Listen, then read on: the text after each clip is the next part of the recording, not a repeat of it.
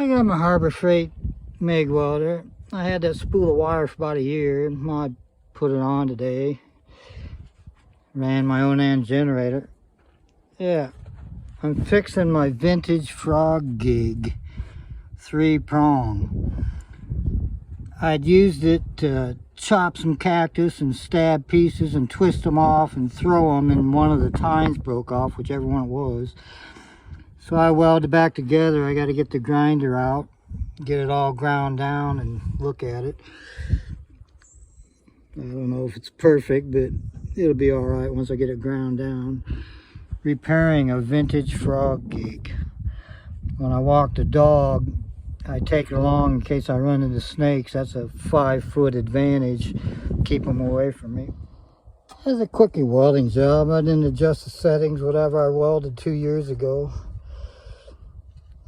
Yeah, I could spot weld it and fill it in, bond to it, or JB Weld. I just want it strong to protect myself from rattlesnakes on the dog walk. That's how I fixed a vintage frog gig. I'll never chop cactus with it again.